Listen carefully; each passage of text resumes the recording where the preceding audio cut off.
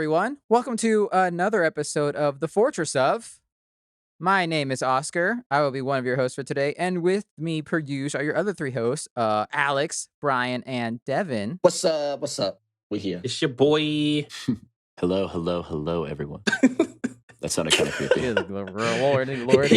He always chooses the smooth and debonair way, and I don't know how to feel about it. Hello, this is Devin Lee. Welcome to Smooth Listening on the Fortress of. So smooth jazz. Smooth Right. talking. You are listening to the Fortress.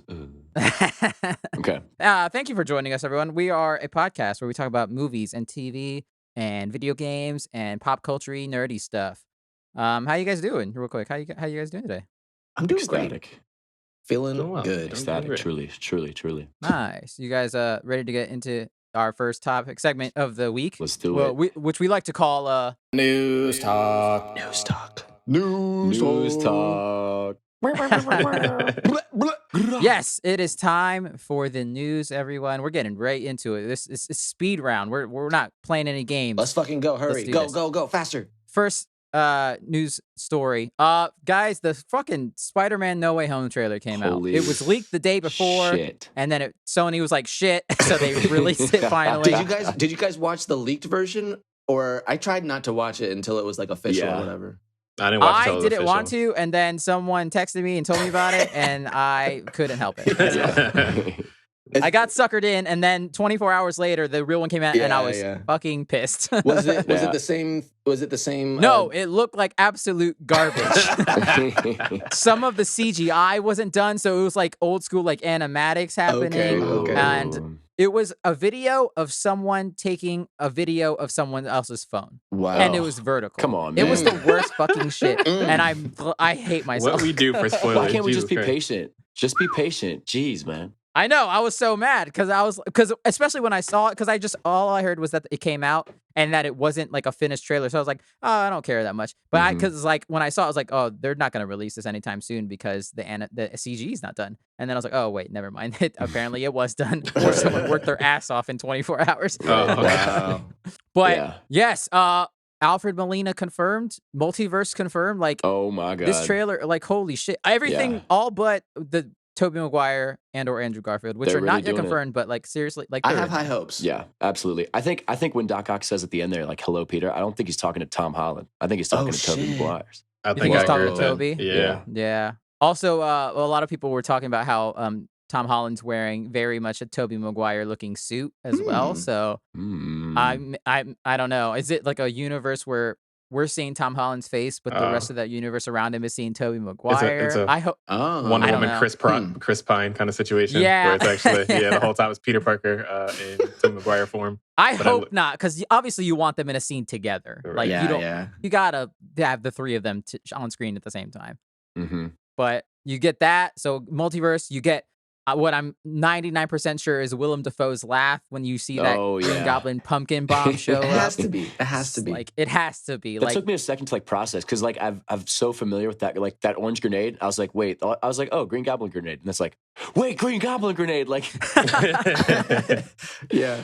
He's dead Yeah. though, right? Could it be I Harry? not mean, anymore. well, technically, so is Doc Ock. I was Doc about to Ock say. dies at the end of Spider-Man 2 as true. well. Okay. That's a big yeah. thing as well. So it has to be like in the middle of, I guess, whatever arc they're in their story that they come back because Mhm. Doc Ock actually has a redemption in Spider-Man 2. Right. But he drowns. And that was right? the thing that people were talking about as well, is that like his arms were still glowing red as if he was still, being controlled by the AI, the Ooh. artificial intelligence. Right. So it's like, it's not like he's at that point where he's a good guy at this Right. point. He's Yeah, still definitely not. controlled. So Yeah, it's either that because I also thought I remember seeing where Alfred Molina, because he's at that age where he doesn't give a shit about spoilers, so he's just been talking, where he said that like it takes place like literally 5 seconds. He gets out of the river, so I was like, oh, that's interesting. I'm only worried that they ruin him in Spider-Man 2 by just making him a villain again. You know what I mean? Because like Brian, you were saying, he does have the redemption, and if it's supposed to take place after that, and he's still a bad guy, it kind of sours that a little bit. but they're Right, not gonna. absolutely. It's not gonna be from. Like it'll be like a different. Like they'll acknowledge that. Like they'll say like that original Spider-Man trilogy is the end. You don't think it's from that same universe? Right. maybe Like, same I think it'll timeline. be another. I think it'll just be another one of the infinite universes. I don't know. Interesting. So do you think Toby and Andrew are from their actual universes, or are they just all of their versions of Spider-Man not happen to be those exact version. It's tough to say. I feel like it's going to be like don't the know. Netflix, like the Spider-Verse. It's like all these That's what I different figured, Spider-Man yeah. exist That in was the parallel not Netflix, universes. first of all. Yeah. It wasn't. Do My not bad. disrespect that movie No. by calling it a Netflix movie. Jesus Christ. I mean, I saw it on Netflix, so Oh, okay. That movie won awards. Right. Yeah, it's true. great Spider-Man movie. Great, fantastic movie. Top 3. I'm wondering how Doc Ock is going to look if he's going to be CG'd the whole time. But yeah, like William Dafoe definitely looks older now too. So like Willem. I'm tired of you mispronouncing everyone's Willem? name on this damn show. Willem Dafoe. All right, well, Mr. Lawrence Fishburne. like I know he's gonna look old. He's gonna look older now, and like I don't know, whatever. It's gonna I be mean, tough. the same thing with Alfred Molina, though. As Alfred Molina looks older, so they de-aged him in the trailer. Oh, yeah. The same way Oh, that they yeah. do with I thought he Luke looked kinda funny. Skywalker Yeah, and true, Mandalorian, all true. that kind of stuff. That's going to be weird. Yeah, I hope he doesn't distract too much because he's going to be weirdly CGI smooth. Yeah, or I mean, something. that's what I Yeah. didn't like about Alfred Molina is he's getting a little bit chunkier as you age. You Right. gain a little bit of weight, so he just looks Stop working out. young but chunky. The same way with like Todd Right. in that Breaking Bad movie that they made, where it's Oh, like, yeah. like no offense to Todd, like I don't want to give him shit for it because I know that man is, he aged as you would, but like man got Yeah. chunky and it looked Right. kind of weird to try to pretend this was a 24-year-old man. Yeah. But- Yeah. Speaking of Um, connection to Spider-Man, though, he's married to Kirsten Dunst in real life. Though. Oh, wow. So, Oh that's yeah, kinda funny. nice, good for him. Yeah. I will say the fact that they're definitely doing multiverse now. I will now actually go watch the Andrew Garfield ones, which I had not watched yet because they Oh, Yeah. man. I'm okay. Godspeed to you, dude. They are not good. Okay, but wait. Can we get to the elephant in the room though? Like, I think there's no way that this can be Doctor Strange. It's got to be like some imposter or something. It's 'cause, not If it's Mephisto, I swear to God. But, like, why- I've been hearing this Mephisto bullshit. If it really is Doctor Strange, how are they going to explain him doing something so ridiculously reckless just so that everybody forgets Peter Parker? Like, that's insane. Yeah, That's insane Maybe if he he's would trying ever to try be. He's that. trying to be the cool uncle, like Yeah. Tony Right. Stark's dad. He's Right. like, But, like, maybe I could be this kid's dad. What the fuck? I don't know. He seems like a little, like, in the trailer. He seems like a little. But at the same time, like even in that first movie, he's kind of like he just tries things to see his limits. Yeah, to he's an like he extent hasn't at been the doing same this time. shit for That's very long. true. He's That's just like true. a fucking guy who got superpowers. So it's like it's both in character and out of character because Right. like his character kind of changes when it came to like the Infinity War. He was like, Tony, don't touch anything. You have to be very careful. Yada yada Right, yada. right. But even in his own movie, he was kind of a little reckless in some ways. Yeah, that's true. So I don't know. I mean, I'm excited for more. it's things definitely going to Doctor end on a Strange bit of in a general. cliffhanger with the whole Doctor Strange part. Oh, because yeah. his movie leads into the more multiverse. Yeah. Stuff, so I'm fucking And pumped. maybe they do yeah. something in this that like opens up for it, but I don't know. There's going to Yeah. be so many electric moments in this movie, like with the Spider-Man's combining. literally because Jamie Foxx's Electro's in this movie, which we see some yellow lightning in. I'm excited. I want everything to be redeemed from. He's a from, great like, actor. yeah. Don't get me wrong. Exactly. He's an I love amazing it. actor. I love it. Jesus Christ, he was terrible in that movie. Just keep Andrew Yeah, on the bench. it's pretty bad. He's pretty bad. Do you think they'll bring back the Sandman from Spider-Man 3? I don't know. let's go. Maybe Just let's I'm fucking assuming go. they're going to lead to a Sinister Six versus the three Spider-Men and to some degree. So you got Okay. Green Goblin, you got Doc Ock, Mm-hmm. we know Electro, and then we have three more that we don't know. Maybe there's like a weird monster in there. Maybe it's like a lizard from the Andrew Garfield movies. Maybe they bring back Vulture, maybe Scorpion. I don't know. It'll be interesting though. Do you think they'd bring Tom Hardy's Venom instead That'd of be the sweet. other It's one? possible. That would be wild. No way. They would have talked about that. That would be insane if they did It's- that. They Yeah. love Tom Hardy too much. They would have talked about that by now. Probably, especially because his movie's coming out soonish around yeah. the same Yeah. time as But well. like, Yeah. it'd be insane if they did that though. That might be a little They too could do much. it because it's multiverse. They could just say, "Oh, that's Tom Hardy Venom from a different multiverse." Yeah. That'd be funny, I like don't know. cameo. It'll be interesting. Maybe not a full character, like too much Sure. information. In the credit scene. Yeah. Yeah. As much as I was excited seeing this trailer, most of the stuff that we saw, minus Green Goblin, we all kind of knew because of rumors and also actors just talking. So I'm waiting to just see Tobey Maguire and Andrew Garfield. Yeah. So, Yeah. like, give me that, please. Now. I honestly, if they come out with another trailer, I might just not watch it and try to black out my media Yeah, and just yeah. like come in. Agreed. Oh, good luck, dude. Yeah, wish me Just luck. don't We'll see go what on the happens. internet for. Because speaking of which, just long real time. quick, this trailer broke the record that Avengers Endgame had Mhm. for most views in 24 hours. But like it crushed it. Wow. Like Yeah. Endgame had it at 289 million. This had 355.5 Shit. million views. Like it wasn't even close. Like, Whoa. and I would say it's 100% because of nostalgia. Like if this wasn't multiverse, this wouldn't be like that. I think Spider-Man is most often people's favorite comic book character as well. I think That's it's what true. most people read if they did read a comic. He's the most popular. Yeah. Like sales wise, he's the most by far the most popular. Yeah, and like that plus nostalgia. Nostalgia sells, like you said. Yeah, that's why I feel like there's. I know MCU, Sony are like kind of icy right now, but they have to find a way to keep Tom Holland in the MCU because Spider-Man just is so he's so iconic. He's like what you say, one of the most favorite. Behind like Batman, maybe he's maybe number 2, maybe number 1. Sony, there's amount of money that'll speak to them for sure. They just want to pay out. Yeah, they don't have a cash cow right now. They want to pay out. Just don't write Spider-Man out of the MCU. Just keep him in there. I don't know, man. I don't know because his contract's up technically after this movie, but I don't know. We'll see what happens. I doubt this is Tom Holland's last, but I don't know about MCU stuff. We'll see. They strike another deal with Marvel or whatever. Right. That's pretty much the Spider-Man trailer. We're very excited when that movie comes out this December. Can't wait. Or will it? Because, delays and everything is horrible in the world. Moving on real quick. Next one, because as you may know, our first couple episodes were about the Matrix movies. The Matrix is very important. The Matrix 4 got a title, guys, finally at CinemaCon. The Matrix Resurrections. Dun, dun, dun. Yep. He lives. And they showed off some footage. Oh, really?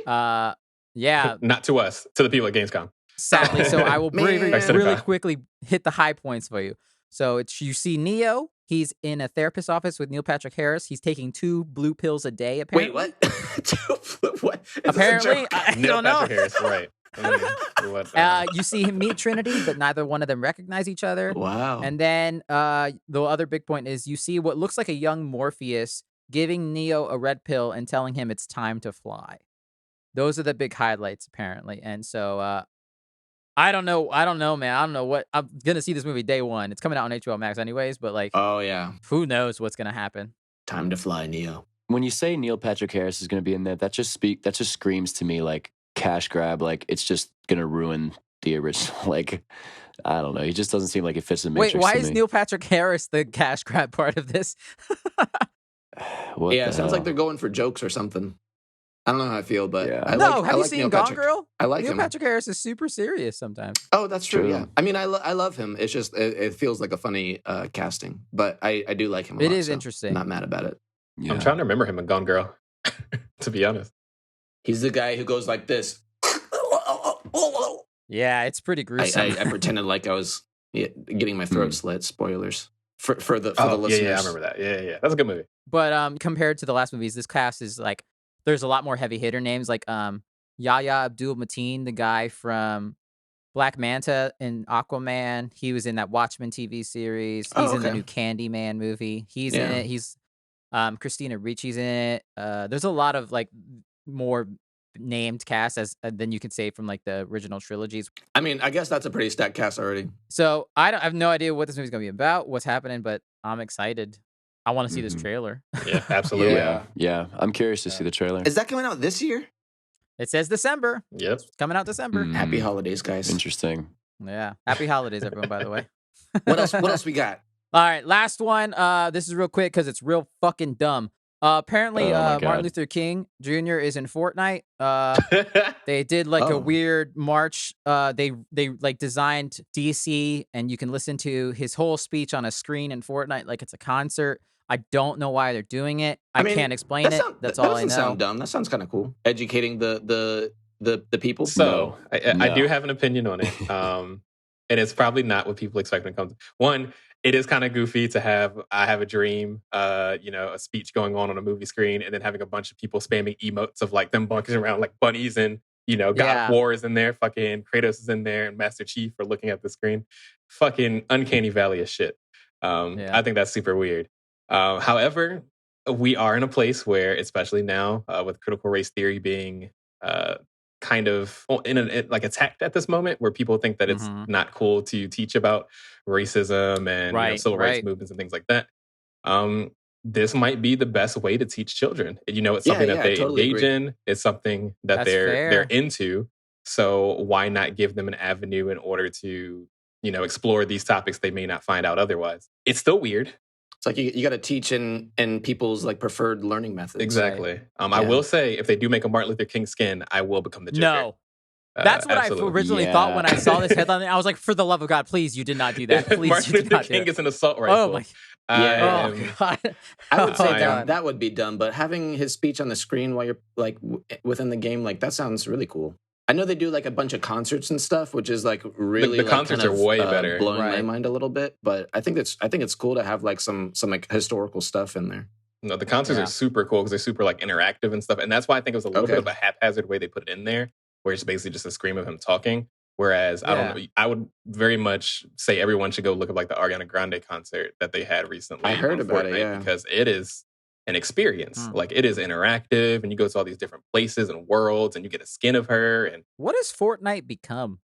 I'm so confused. Fortnite is taking over. Fortnite is it's insane. I think it's like trying to be like Ready Player One. You know, how it's just acquiring all the IPs. Yeah, it's getting there and quickly. Like when virtual reality takes over. I was about to say, as soon as that game turns into VR, it's over. Yeah, like we were talking about the multiverse of like within Spider-Man, but like multiverse is like a really complex like topic, I think. But I think within like video games is like one definition of the multiverse is Fortnite. It's like a place where you can be an avatar and interact with avatars of every single intellectual property. It's like a multiverse of all the universes all at the same time. And and at the same time, it's like interacting with your real life with like historical events, concerts. So it's like it's not just a video game where you just shoot people. It is a place to engage and hang out with friends. It's like a hub now. Yeah, basically. Yeah. Anyway, I think that's cool as shit. That's probably the coolest thing I've heard to come out of Fortnite. I think that's awesome. That's I don't know, fair enough. See, boys, I'm thinking the other way on it, and maybe I'm wrong. Like, but tell me what you think about what I think, because I think like, and maybe I just don't know Fortnite anymore. But I just feel like to put it in there and just kind of with the campy, like cartoony way that Fortnite is, it's not a serious game. People go in there as a joke, and like they take it as a joke, and just to put something as serious as that in there, I just don't love it. Like, I just think that I think it's like. What do you say? Like, because you get people that are just going to be, like fucking around and just like not taking it seriously. You're going to get kids saying the N-word in that same game. So that's a little weird, Yeah, I hear where you're coming from, Devin. Yeah, so but I'm just thinking about like my wife has a young niece and a younger brother, and like just thinking about kids that are growing up like now. Like I don't know how often they like interact with kids that are like younger than 15, or kids are so freaking different, like their attention span and like the way they communicate and the things that they're interested in. And Fortnite really like say what you will about the game in general, but it does a great job of capturing their attention, like most video games that people are into. But it's just like really, really like taking over. And I think it's cool of them to try to do something to help kids. Yeah, I mean, educate. I guess people. A for effort, right? Yeah, it's not saying it's going to be 100% successful. That's something that you kind of have to work out in real time. You can't know unless you try. But at the same time, it's like think about TikTok. There's people on TikTok that make a living just explaining historical facts that you like history a whole lot. I saw them explaining 9/11 recently, and like there's kids that that are born in this day and age that they weren't even alive when 9/11 happened, and this was their way of getting that news information because TikTok is huge. My cousin is 10, and the whole time we were at dinner, she was watching fucking TikTok.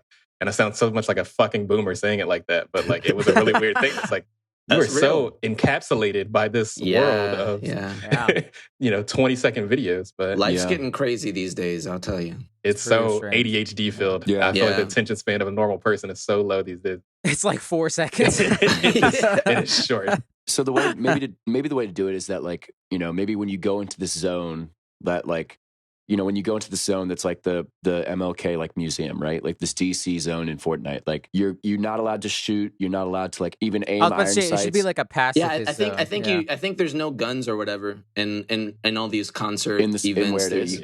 Okay. And they also ban the emotes that are like ridiculous as well. Okay. All right. Well, so it's like a little bit like censored, I suppose you could say, or like controlled. I just think there should be no emotes or whatever, or like maybe like I don't know, but like I just think that if you make the player kind of slow down and kind of think about where they are, and like then that's maybe the right way to do it. But if it's just like thrown, I like the museum idea. Yeah, that's pretty cool. Like we're talking about the Ariana Grande concert. Once again, it's like the interactivity, I think, is what made people want to like look into it. Like I don't care about her music personally. I think she's a great singer, but it's not in my thing. But I still watched through the whole video of it because it was just so interesting. And I think the same thing can be done with that kind of stuff. It doesn't have to just be a video on a screen that I'm already, playing a video game on. That's kind of goofy. That's but if you made it something that I have to go into and see different scenarios and like, see different worlds around it, that'd probably keep my attention. Now I'll be more interested to learn about that fact. So they're going to probably work it out. And next time will probably be better than this. I look forward to Take Two Fortnite. Right. We'll see what Malcolm X looks like. I was about to say, when you get guns in. Okay, maybe we'll pass on that. I don't know. Malcolm X is cool. He's cool. Whatever. Yeah. All right. That is it. God damn it. All right, that's it. We're moving on to our main topic of the week, everyone. Are you guys ready? Let's do it. Let's get it. Let's go. But guys, this Fortress this week, it looks weird. It looks bigger, slightly bigger than usual. It's very strange. This week, it doesn't look like we're in the Fortress of anything at all. It looks like this week we're in the Fivetress of Wonder Woman 1984. We're in the 80s. That's a movie that exists. Yeah. Yes, listeners, you heard correctly. In an unprecedentedly ever on our podcast, first time, we were in the Fivetress of Wonder Woman 1984. You may have heard another voice in that little Wonder Woman chant. That's because we have a very special guest this week. Our first special guest on the podcast. She is a friend of ours. She's also the biggest Wonder Woman fan that I know of, at least. She's read countless numbers of comic books about Wonder Woman, seen all the movies. I'm pretty sure has either seen the entirety or, if not, some of the 1980s Linda Carter series. 1975, okay. Yeah. There you go. See, that's first example. There you go. So it's Maggie, everyone. Hi, Maggie. Maggie. Hi, everyone. Thanks for having me. Thanks for coming on. We're so happy for you to be here so that we wanted to change things up a bit with this movie in particular. We didn't want to be four dudes talking about Wonder Woman, so we thought we'd have a nice new perspective and another lens to see this movie through that we may or may not have been able to see through ourselves. Maybe Maggie will make me love this movie by the end of it. Who knows? It's not a maybe. That's not a maybe. Maggie will make Devin love this movie. So as you can tell, listeners, this is going to be, I think, our most divisive episode between all of us on here. Mainly, it's going to be Devin versus the world. Devin's the strongest. Hey, don't put that evil on me. Strongly opinionated, I would say, the most out of everyone. Which I'm super excited. My defense is ready. I'm ready to go, Your Honor. Before we dive into the spoiler section, because I think that's what everyone's here to talk about, brief trailer synopsis about this movie. Wonder Woman 1984. It's the 80s. Wonder Woman's there. She's existing. She's trying to live. That's pretty much the whole thing. What's she been doing in the last 60 years? She's got a job. She's got a really good-ass job. Right. She's like a historian or something, trying to be Indiana if Jones. you were basically immortal, you have time to start from the bottom and get all the way to the top. That's true. The biggest point of contention, I would say, in this movie, it's in the trailers. You've seen it. Steve Trevor is back. How? Why? We'll dive into that. God. We'll get into that. And there you go. There's also an intro to a Maxwell Lord, who comic fans would know, and also Barbara Minerva, a.k.a. the Cheetah, and we'll get into all that. Let's each of us give just a real quick minute overview of what they thought. I like this movie a lot. I understand all the criticisms with it. We'll get into it, but I give this movie a thumbs up. I liked it. Devin, I feel like you're the most total opposite. So what do you think really quickly about this movie? You said quickly. It's a great example of how MCU has spoiled us by making amazing superhero movies, because this is an example of like something you'd see from the mid 2000s that was just a wildly scattershot, just all over the place mess of a superhero movie. That's this is better than Blade Trinity. Whoa there. I don't know about that. I don't know if I agree with that. But it's like we love Wesley Snipes. It was to me. It was a good example of what superhero movies do wrong, and especially because of the contrast with the first one being so amazing. That's it. Fair. Yeah, that's very fair. I felt like it was really disappointing. I loved the first one a whole lot. I thought it was really surprising because I'm not the biggest DC fan. I don't really follow a lot of their comics. I'm a huge Batman fan, but I don't really know many of the other superheroes very well. but I had a lot of fun watching the first Wonder Woman, and I was super excited for the sequel. And it just really let me down. It wasn't as stimulating as a movie on its own, and it just really like some of the plot was kind of bogus, and it just really didn't grab me like in any kind of way. That's 100% valid. Brian? Oh, you want me to go for Maggie? I was hoping we were going to go like, bad, good, bad, No, good. because I want to end with a positive note. Go, Brian. Okay, let's end on a positive note. That's fair. That's fair. We're going to sandwich all the bad in between the two goods. I feel a lot of, not negativity towards this movie, but I think a lot of my ill will towards it is because of how good the initial movie was and how strong it was. And then this one felt like they didn't learn anything. Because there's flaws in the initial movie, and that's fine. And they could have had a really good opportunity to kind of build on those things and like really tighten it to make it even better. But instead, they just went complete 180 and just made a mess of it, like by completely ignoring all the flaws that are in the initial and then creating new flaws. And then that was Wonder Woman 1984 in the grand scheme of things, unfortunately. And kind of to Devin's, what he was saying is it felt a lot like one of the older DC movies where they didn't have their kind of flow yet. So right. I give it like a 3/4 thumbs down. Like I don't think it was a terrible movie by any means. Out of 5 or 10? Just kidding. We don't do scores here because it's stupid. Yeah, no, I think a good solid like 65 to 70% out of 100% is probably where I put it. Lord, that is generous. Very mediocre. Devin is not a fan. I don't think it was bad by any means, but I do think it was very mediocre. All right, Maggie. Which means bad in most people's books. 11 out of 10. No notes. No, 11 out of 10? Fair. What? She said I have nothing to add. Perfect movie. I'm just kidding. I will say that I was incredibly excited for this movie. I love Wonder Woman more than life itself, truly. I have a full-ass movie poster for like movie theater size movie poster. It's just over here to my left, framed on my wall for Wonder Woman 1984. Like I've been waiting for this movie. And so the entire however long it was, and I know a lot of people think it's too long, but the whole time watching it, it was thrilling for me. Like every minute of this entire film was just like thrilling for me to watch. I honestly, like I came out of it and I was like, I loved that. I want to talk about how, like everything that was like so exciting to me about it, like all of the like comic, not even necessarily comics lore, because it was a little bit light on comics lore, I will say, but like things that like from like iconic things that she does in her many, many, many comics runs that were in this film. Like when she learns to fly, like the way that she learns to fly, when she tosses her tiara, like it's so like, it's just so deeply Wonder Woman to me that I absolutely love this film. Now that I've had like a lot of distance from it, I definitely can say that there are, okay, I do actually have some notes, but early spoiler warning there. Yeah, so yeah, because I just wanted to talk. You have a brief you basically explained your brief history on Wonder Woman, why you love the character. You've invested a lot of time and care into this character, and you love her a lot because she's the best. But good. All right, this point on spoiler warning. If you haven't seen this movie, which I don't know why you'd be listening to this if you haven't, we're gonna get into the guts of all this movie.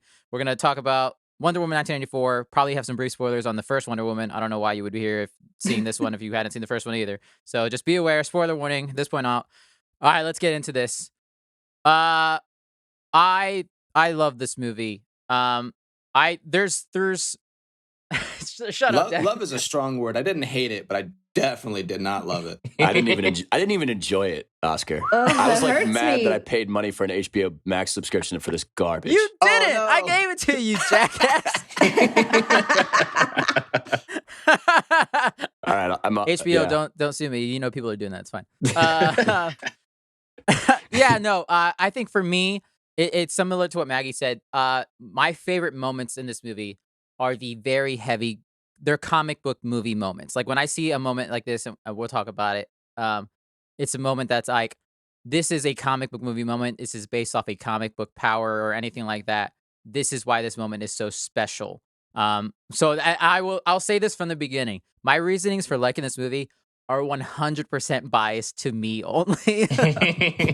I understand all the criticism about it. I agree with them, I know, but all of the reasons that I like it overrule it more because they're 100% biased to me. I don't think that my reasons for liking this movie are 100% biased to me at all, but I agree completely that it's a comic book movie and that's like And if you can find the joy in that, that's where the joy in this movie is. I think like Right.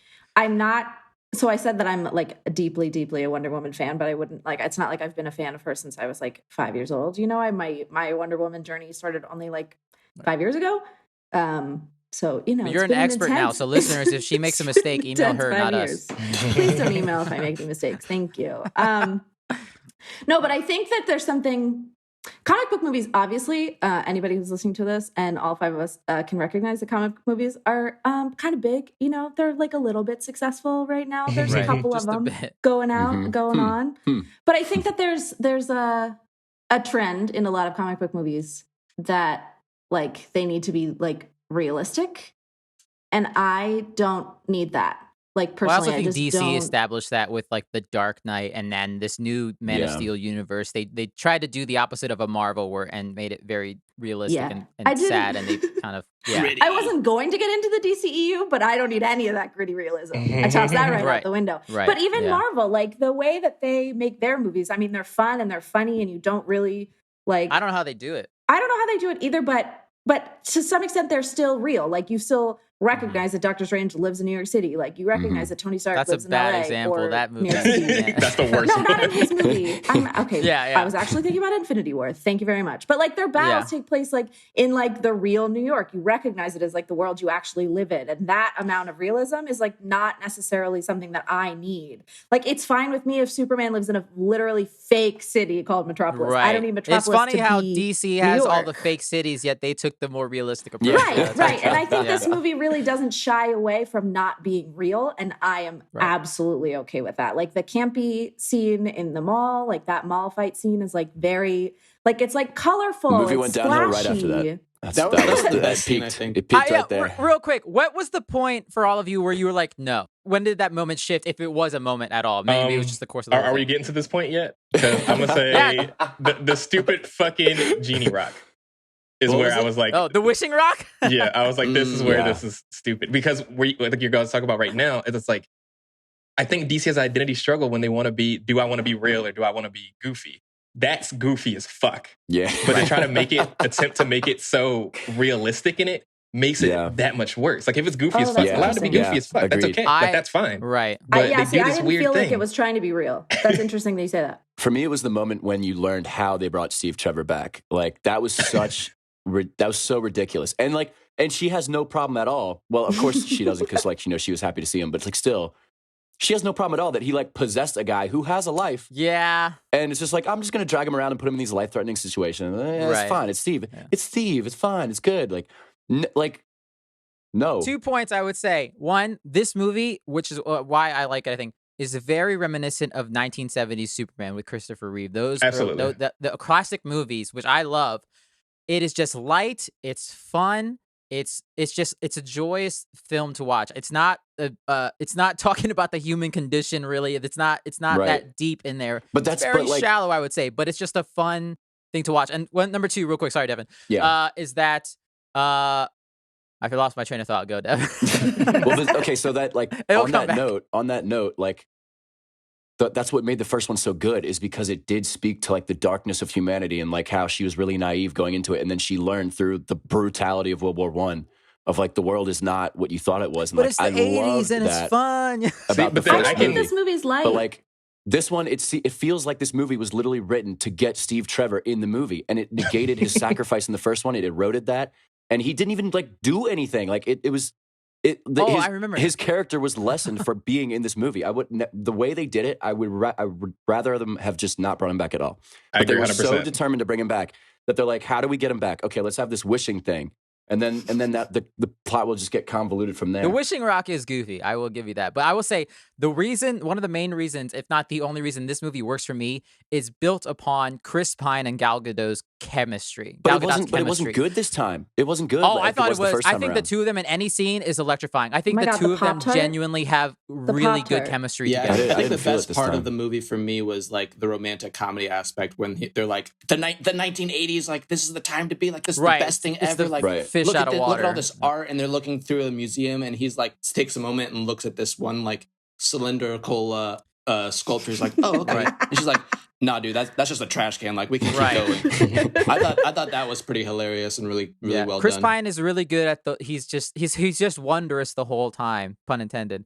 The whole time about everything in the movie. And I think the two of them together, it's the opposite of the first movie where she's the fish out of water, now he is. Yeah. And it's just like, I think the two of them together, yeah, it's just, they're like in this scene when they first get back together and they're in bed and she doesn't want to leave, and they're just they're the two of them, and which comes to later in the point where my favorite point in the movie, which I'll just say now and we'll talk about it in a little bit, is her flight sequence. Yeah. That is my favorite point in the movie, and it's built upon the two of them as actors and the chemistry that those two characters and actors have together. Mhm. Without that, this movie would fall. But that's one thing I do have to say about this movie is just about everybody that appeared in this movie acted circles around this damn movie. They literally put their best work forward that they could kind of put absolutely for such a rough storyline. Like, we haven't gotten into it, but Pedro Pascal is a genius in this. He's so good in this movie. It's true. Oh, he's great. He was really he's good to my watch. second favorite part of this movie. He's like he's basically the main character. And like, that's true. I don't know. And like, I like him. He was they made him a very sympathetic character. He gets a pass for, almost destroying the world. But like the whole thing is like, going back, it just, to me, it goes back to the wishing well thing. I just hate when movies do this, like superhero movies, especially when the whole world is threatened in some way and you're going to have this like huge historical event. And like the end is just so ridiculous because not everybody would give up. Like, it's just ridiculous to like think that every person is going to make the right choice and give their wish back. And I Not think a chance. that goes back would to this happen. movie being a throwback to the 1970s Superman, where the world is a very hopeful place and people will make the right choice and the right decision. You're telling me. I am fine with everyone in the world making the right choice in Right, this movie. exactly, It's yeah. not real, and I'm so okay with that. if they didn't spend like time in like the Middle East and stuff like that, where people are like starving and really struggling. Yeah, They're like, exactly. We're like, literally trying to just make sure that our home still exists. Yes. And they're like, well, I'm gonna give like, that back. And it's like, oh God. really? Yeah. You don't think that man is like, poverty was better than this? Yeah. Speaking of Pedro Pascal, that's one of my favorite parts of this movie, which I will say from now is 100% biased to me as a Latino person. So I just wrote a couple notes about it. It's like, and it only started to happen right at the end when he gets the flashback of his life, where you see this poor little Latino kid with holes in his shoes and getting made fun of for people for being different. And then you see him when he first puts on that sign at the first like door where he first started his business, and it's this tiny little office. There's nothing to it. And I just couldn't help but think of my own parents, my own father, my own parents. And so that's why it's 100% biased to me, which is why I understand if not other people identify to it, because I could see myself. And I just looked at my dad because we were watching it Christmas morning, obviously, when it came out. And I just looked at him and I was just like, oh, fucking shit. And so, because like I didn't identify as me as the kid, but I could see the identifying it as other people of the culture. And then seeing how his dad is a terrible father to him when he was a kid, and how he hit him and his mom, it seemed like, not that that's not me again, but sadly it's in that culture somewhere, and like it happens. And so also like his relationship with his son, and how there's a couple lines where he says he's just at the end when he says to his son, "You're going to be so proud to be my son." And I was just like, that struck a chord with me, to be honest. That struck a very personal chord for me, which is why and then also with his character earlier in the movie, there's a couple lines where he's first talking into the businessman, and the businessman calls him a con man, and he screams at him and he just yells at him, "I am not a con man." And I was like, that goes to Latino pride, I would say, in a bit. And I'm like, no, I'm not a bad guy. I'm doing this for the right reasons, for the right thing. And so that's why for me, it worked for me. And I 100% acknowledge that it would not work for everyone without that same background. And that's the thing. That's one of the stronger points, I think, of the movie for me, is that experience of learning about Max Lord and learning about that part. And it's like, that's why I'm still kind of like not on the fence of saying this is a completely bust of a movie, because it's absolutely not. There's great moments. I think that is one of the strongest moments. And it has things that it wants to say. And maybe this is me just getting jaded because movies have gotten so deep now that light movies feel a little bit more too goofy. But I think mixing those deep personal things, like you said, like that made you like look at your dad and think real things. And then also have a wishing well, like really, just really kind of dampens on that moment that's like so powerful. Because it's like the rest of it's so I feel like if they had limited the scope of it, it would have been better. Like whenever a movie goes to this thing like, oh, this can broadcast to every television in the world, or like you can talk to every single person in the world and like get in their mind or something. It's like, so it gets so absolutely ridiculous whenever a movie does that. And like this did that. And then it's like, okay, all these people are making wishes, and a lot of them are going to be justified. I think we should dive in on the scope of this movie. I think that's the biggest tragedy of this movie, is that it could have been fun and simple and light and been perfectly fine if they didn't try to make the scope too big. And I think this is the issue with a lot of superhero movies, especially ones that are trying to prove something, like Amazing Spider-Man. Amazing Spider-Man 2 was so awful. They just tried to do too much. I think Kristen Wiig was amazing with Cheetah. I think Max Lord was amazing as Pedro Pascal. I think all these characters were amazing, but they almost kind of got like nerfed or like kind of put almost on sidelines because to each other. Like they should have just focused on one or the other. They were like competing with each other. I think that's a big issue with a lot of sequels in general. They're always trying to top whatever they did last, so they try to make the scope as big as they can, but it ends up imploding most of the time. But while we're here, aren't you guys like, I feel like superhero movies, they make that mistake a lot where like the whole world, the whole universe is threatened or something. But like you can tell a better story with a smaller threat. Like look at Logan, right? The only thing that was left was like a group of like 10 mutants, and that's the whole stake. And it was a great movie, right? Spider-Man being New York. They just saved New York. Right. Can we just like maybe you can tell a better story without having to touch every single person in the world and make it so grandiose? Because we've seen that so many times before. You know that it's not going to change anything. Because you know that the hero is going to find a way to shut it off. So I'd rather have the scale of the scope be something smaller, where it's like maybe they actually won't do it, and the world overall will not change as a result. I definitely think a more personalized story, and if it was just Cheetah the villain, would have been different. Good or bad, I don't know, but it would have been different. One of my biggest notes at this point. Yeah, I don't know how you feel about that, Maggie. The issue that I have with the scope of this movie, you're raising interesting points about everybody not giving up their wishes and that being too global, like to ask literally everybody on the earth to give up their wishes. I think that's a good point. I love the message that people are going to give up their wishes and like see the truth. Like I love that hopeful message, but I absolutely do agree. If that was done on a smaller scale, it probably would have been better. My issue with the scope of this movie is that there didn't need to be two villains. I think I was really excited to see Cheetah, especially having read her origin story like 50 million times, because I don't know how much you know about her origin story, but it's racist. So I was like, okay, you're making this movie in 2020. Like, hopefully you're going to take this character who's really interesting and make her not so shitty, you know? Like, probably she's not going to get her power from some talisman she found when she was being like a little colonizing explorer. Like, I was like, you're probably going to not make that mistake that the comics made year after year after year. I trust Patty Jenkins to not make that mistake. So I was excited to see Cheetah. And then I learned about Max Lord, and I was like, how do those go together? Okay. All right. I have faith in Patty Jenkins. Let me watch. Let me see how it happens. And I don't feel like that meshed for me. I just didn't need to see both of them. I think that Max Lord is a really interesting character in the comics. That's fine. What he is in this movie is completely separate from the comics. That's also fine, because I loved his story. I wanted more of his, like, you know, sad life. That made it sound really petty, but whatever. His sad life montage. I wanted more of that. I thought that was really like interesting. I thought it was really seconds. compelling. Right. And so I want more of that throughout the movie. I really want to understand this character. Like, as you said, Pedro Pascal, like, really put this movie on his back. Like, he was so good in this film. Right. But so is Kristen Wiig. But why was she there? That's my main issue here. And at the end, you see her like looking off, like out onto the ocean. I'm like, she's coming back. That's clear from this scene to me. So I'm like, if she's coming back, why didn't you just introduce her later? Yeah, right. Exactly. Also, because then now, like, it looks like they have to give her another way of becoming Cheetah again. So yeah, I just didn't need them both. Weird. Because Maggie, I'm not super familiar on like Wonder Woman lore, like super big, but like, is she not the iconic Wonder Woman villain, Cheetah? I would say she's one of them.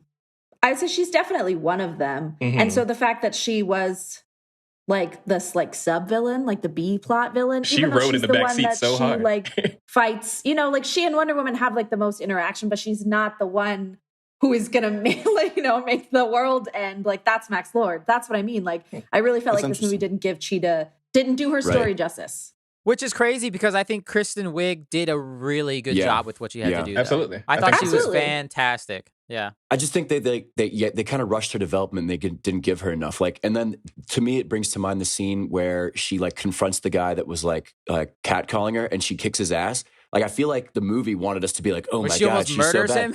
But we're all like, I feel like I was just like, yeah, like, fucking kick his Yeah, that ass. guy Like we were all, sucks. I'm like rooting for her as she's becoming a villain. I didn't feel bad about that at all. I was like, One please thing I kill would him. have said is like the first time it happens when Wonder Woman stops it, why does she leave him there? Take him to jail. Call the cops. Like she just leaves him. It's like you just left a rapist in the street still. He learned his lesson.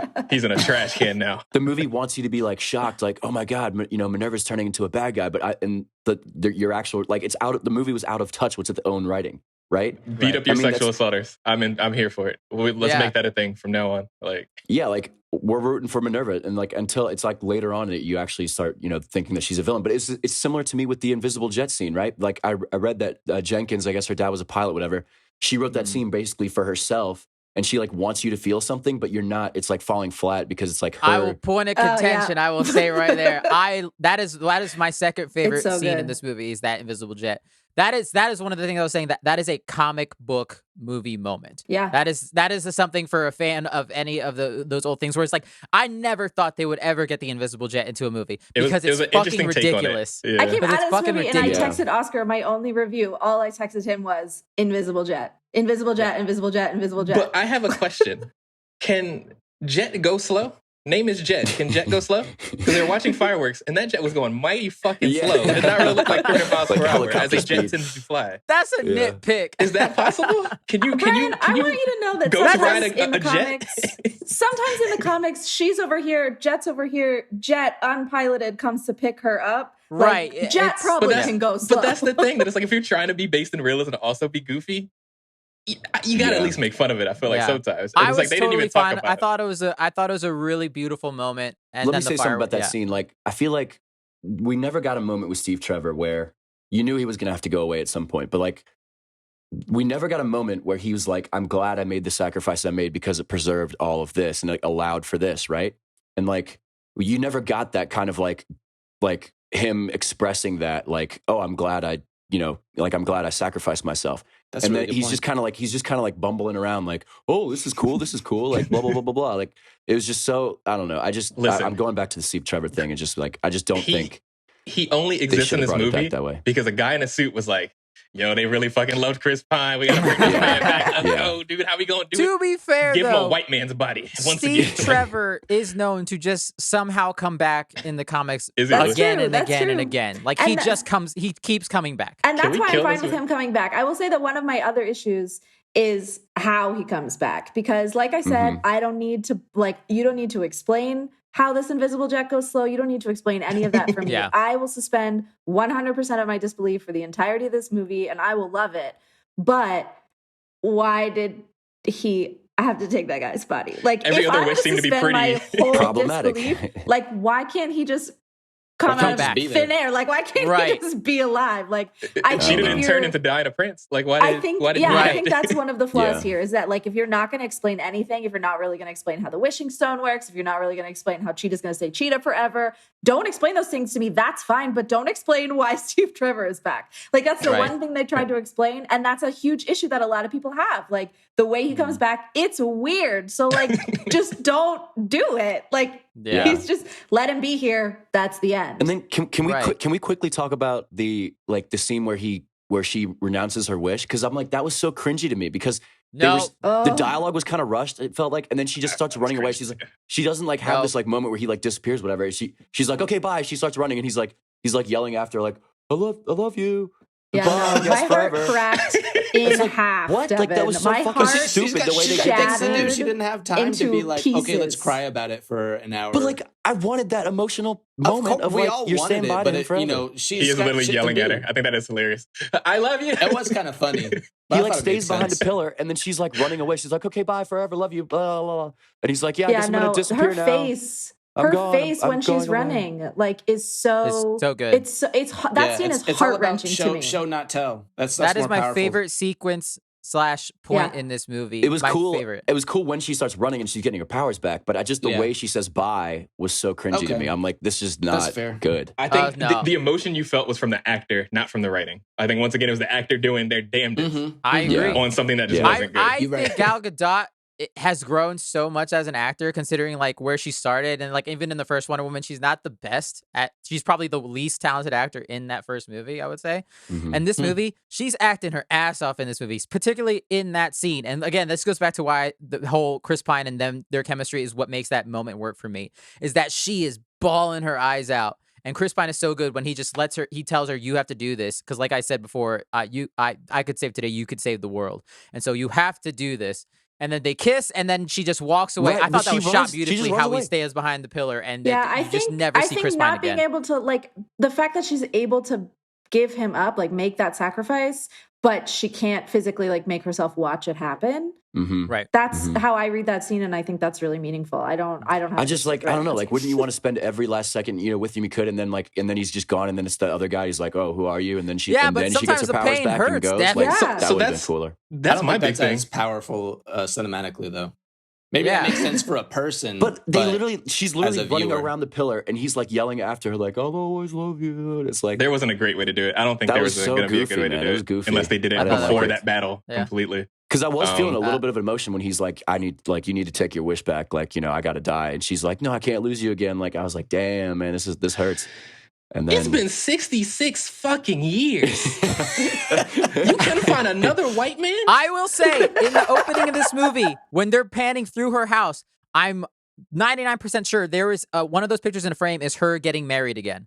So I definitely Oh, assumed really? she Oh. continued a life, tried to do it, and when she didn't age and her partner died, she's like, I'm not doing this again. I can't do this. There's Wow. 100% Yeah. a shot in there that shows her getting married. And that was fine with you. It's like she tried to move on, and now she doesn't want to do that again, which is why she's just solo. I That's pretty totally cool. I just think got that's that from something that. this film doesn't address, and I wonder if it's because it was like too scary because it's addressed in so much fiction. I don't think it's super addressed in current comic book movies, but it's addressed in a lot of places. The like pain of immortality, Mhm. like Mhm. that. It's I, not a I, great I thing. wonder if the movie like shied away from that because like everyone They're talks trying to keep about it it. I light. guess. I mean, I don't know. I mean, I think like it's been 66 years. How painful were 66 of those years? That would have been Like, interesting. I mean, Right. I would love to between see that. 1918 and the 80s, real shit happened. Wars happened and stuff. She Yeah. lived through that. She didn't Yeah. stop those things, obviously, They- because yeah. history. There's a shot of her like- there's, in that little montage of her apartment. It shows that she fought in World War II. They Like, just, like that's an interesting There thing. were things that they showed in there. Right. I think I'd like to hear a little bit more about that kind of part of it. Of Yeah. Like, what did you do in those 60-something years? That was another thing that kind of limited this movie is how Wonder Woman was scoped by Zack Snyder in like Batman versus Superman. That she just came out of nowhere and like she It's was. weird how she doesn't fly so- in that movie, huh? Oh. Yeah, exactly. But it like limits the scope of like what she's able to do. But even though like if something like this actually happened and it affected the whole world and the whole world heard a female voice, you think the CIA wouldn't figure out that like Diana Prince is this person, like, and Yeah. that everybody would be wondering who that was for all those Yeah, decades. it's not It's like she has a mask or anything, right? yeah, it's She like, just, it's this like it's just this female voice. It's like, who's this person that's helping out Batman and Superman? Who could it be? Like, No, man, they no all one forgot. knows. It's like, Just like I that mean, white man that used to be weak. Chris Pine that randomly became a white man in the middle of a conflict, running for his fucking life, having no idea how he got here because he's no longer fucking Steve. That would be a weird thing to And then wake he up meets to, you huh? later. It's like, hey, you like my outfit? Like, I was Yeah, running that through the scene- streets as you were that fighting scene with a didn't need to lasso. happen. I that remember you. guy and Chris Pine are the only two decent men in the universe. Every my other God. dude sucks. True. Yeah. Well, I don't know if we touched on this a lot yet, but going back to Pedro Pascal's character, like, when does he cross the line of like, because he wanted to like make money and he wanted to like provide for his son, whatever. He wanted to like, but there's a certain moment where it goes from like scalable to like, just give me all the power, like, and like, I don't know. I just kind of got lost in like the logic of that, like It's how that an happened. allegory, but it's too on the nose, I think. And like you said, I think it's just scaling issues were too fast, too intense. I think they relied on that that small bit of dialogue where they said, "Oh yeah, this rock, it was created by the god of lies, a trickster god." I think they hoped yeah. that would be enough for Mhm. people to be like, "Yeah, the rest of this is all believable." Right. And I mean, it's just going into greed that once you get more, you want more, and you get more, and Right, you want more. right, And that's why it right, kept right. scaling and scaling and scaling. But then it did get goofy, where it's like, does he really want more anymore, or is Yeah. he just making a I think, movie? I think Like, he's good right now. He can Right. cash out. Like, it almost would have been cooler if he just like limited his wishes and like, and Wonder Woman could, I don't know. It punch just him in his would have been face. better Yeah, that way. that'd have been nice. Yeah. I really think that discussions of the American dream or the American bootstrap narrative are really interesting because personally, I think it's an incredibly toxic piece of our cultural history and our like cultural identity. Like maybe we should realize that it sucks and get rid of it, but we just can't. It's very relevant. And at the end, at the end, he does. He realizes the most important thing has always been his son, and he was pushing his son aside the whole time to chase this crazy delusion. I think that base for his character, I think, is super interesting, and so I'm like willing to forgive a lot for that. Yeah, he does have like a good message in his character, that's for sure. But I do wish that there was more of him. Since if I didn't need Cheetah, like, okay, so let me rewrite this movie, right? I don't need Cheetah in this movie. Let her have her own movie, right? Give her like a really good intro that's like super not racist, super not colonialism. I believe that you could do that, Patty Jenkins. Do it, Wonder Woman 3, right? Okay, slurp her right out of the movie. Now we have so much more time to delve into Max Lord's character and like to make this allegory like not too on the nose, but at the same time like decrease the scale of the tragedy that he creates with his wishing stone. I don't have a problem with the wishing stone, so I'm going to leave it in. Brian, when you rewrite the movie, you can take it out, no problem. But I guess my thing is like when we do things like this where it's like keeping it light and funny, I still don't think they did it as well as other movies. When I think of movies that did, magical stuff, I think of something like Shazam. I think Shazam is a better movie than this movie. Yeah, I think it does the lighthearted just enough while getting it just enough deep. And this one tried to do the same thing. I just feel like why, like Wonder Woman did such a good job. I guess because she was naive in the first one, and that they had to like. So like the first one, like she had to like learn that the world is a flawed place, right? So now she's aware of that, and that's maybe why they decided to go in the other direction. Because like, what would that do to have another movie about human darkness and like Wonder Woman doing it right? So maybe that's why they went the other way. But I just feel like they like having the first one be so good in that regard. It just like, I don't know, you can't, because it is a sequel, you have to compare it to the first one. And like, I just feel like that's where, like, I would have liked to see more of the first mood or vibe in this movie of like more of a, serious kind of tone. Yeah, I agree with that. I think that something that's difficult about this movie, and I know Oscar, you took notes on this, is that Wonder Woman has like certain like pillars of her character and like her belief system in the core of her lore. And one of those is love. One of those is truth, and one of those is peace or justice. Like, it depends on who's writing it, right?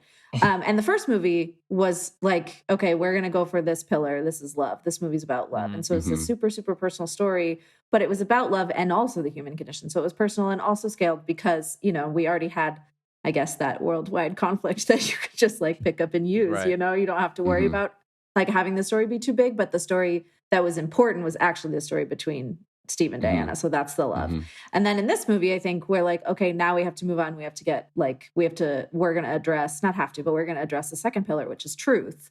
And so I think that I am fine with it being different than the first one. I didn't want just the first one to happen again. I mean, we saw Diana understand love and understand like, and show everyone sort of, because it's still a secret. Okay, I get that's an issue. That like love is love, only love can save the world, right? So then in the second one, we needed to go for truth. And then in the third one, I think it's going to be different again. And so I like that difference. But I absolutely, I'm going to trail off because I have nothing else to say. They didn't land it. I agree. I put like the movie's through line is truth, because at the very beginning in the Themyscira Olympics, she gets told the line, "No true hero is born of lies," and that I could see the through line they're trying to do. And like at the end, she tells Pedro Pascal, and when she's saying, "I'm not talking to you, I'm talking to everyone," she says, "You must be the hero, only and like only you can save the day because by believing in the truth." So I see the through line they were trying to get through it with the whole truth narrative. I just don't think they nailed it completely. It was a hard miss to me. I think it would have been close. So like the little kid that wished his dad would stop beating his mom. He's like, I guess I'll give up that wish. Like, I mean, come on, man, this was so ridiculous. Yeah. Like, there's so many wishes that would have been justified, and you can't just be like, oh, everybody's got. It's just, I don't know. I hated that. I also had the inclination that as soon as Pedro Pascal renounces his wish, all the other wishes just go back since it started. That would have been better. Yeah. Real quick, I want to jump back to the flight sequence because that is my favorite sequence in this movie. When you say the flight sequence, are you talking about the invisible jet or are you talking about her flying?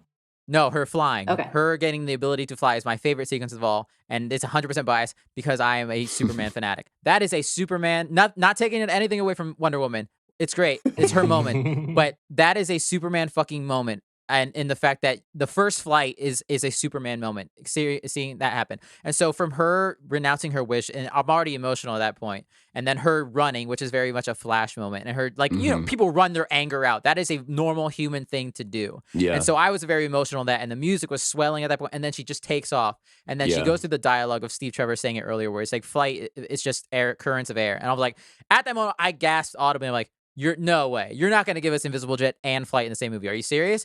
And she starts to fly, and her arms are spread out. As soon as she puts those arms forward, I was it. I was done. I was like, holy fuck, she's flying. She got that Linda Carter ass pose as she's flying, and I'm like, that was it. That is a comic book movie moment for me, and that was my favorite fucking moment. In the Invisible Jet, as soon as he's talking about air currents, I'm like, she's gonna fly. She's gonna fly. She's gonna fly. She's gonna fly. Oh my god, she's gonna fly. Because in her very first original run in the 1940s, she can't fly. Or I'm doing air quotes. No one can see them. She can't fly. She literally is like, oh, I found this helpful air current. Now I'll ride this air current. And it's like so silly. Like it's so like 1940s age of comics. Like you don't, like she can't actually fly, but she rides air currents. So as soon as he said that, I was like, when is she going to fly? When is she going to fly? I thought it was just such a beautiful sequence. And she's starting to bank and shit. It came out of like the tragedy. Yeah. Like it was cool how it wasn't just like this hopeful, like, oh yeah, now I can fly. Like I've been trying really hard and I've been learning. It's that's like that anime shit pain, right there.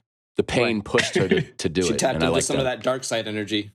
This was as close as the movie got to the No Man Land scene in the first one for me, because that's my favorite moment in that first movie. Oh, that was so good. And so when the Invisible Jet happened, I was like, oh, this is that moment. I was like, but then the flight scene, I was like, oh, never mind. This is that moment for me. And so it's not quite as good, but it's damn close to up there for me. I think as far as that goes.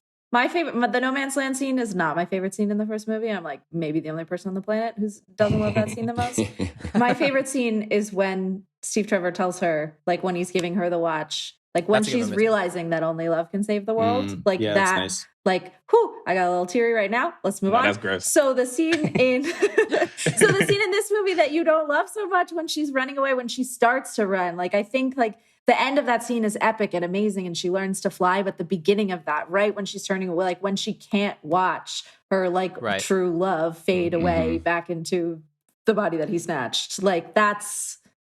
I'm seeing a kind of thing here where it's like you appreciate the human connection a little bit more, whereas we're like those moments more, and I think that just comes from being different people, liking different things. But I think it's just background. That's why I said my arguments for liking it are 100% biased towards myself. Right. And I guess that's my thing personally with movies, and maybe that's just me getting jaded as movies are getting more deep and in depth, where it's like these moments that like we're talking about with those human connection moments, I just feel like they've been done so many times to the point where I'm like, I'm ready to see something different. Like I've seen this before, so let's do it better or different. I haven't seen this before, because what I haven't seen about this is the woman's perspective, written by a woman, directed by a woman. You know, like not every time that we've seen this, the perspective of the woman has been given in good faith.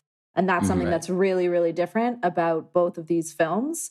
You're not wrong that the human connection is common in films and in superhero films. Like if you've seen that before, like, and you feel like you don't need it anymore, like that's fine. Like you like what you like, I like what I like, but definitely I don't feel in any way that this is like, I feel that it is new and I feel like it is important just for that reason, just for the fact that this movie is like, I don't know, this movie's made for me, like by people like me, you know? Now, do you feel like it got the justice that it deserved in that, right? Well, that's what I'm saying. Like because Wonder Woman 1 was so good in the same way, like why can't it be better written and better done? Like, because I want to have that like statement be something that is like lauded, not like controversial, you know? Like not something that's divisive and like this movie sucked, this movie was great. Like we can all agree that like Wonder Woman 2, like we all agree that Wonder Woman 1 was amazing. Oh, it's so good. But like we, you know, the sequel fell flat. But that's because like a casual fan like me that doesn't have your perspective is like, as a movie, I don't like it. But like, you know, because it's weak and I've seen all this stuff before and blah, blah, blah, blah, blah. But, you know, for somebody that like to your perspective, of course, it's like, you know, it's like, that's good that it means something more. Yeah.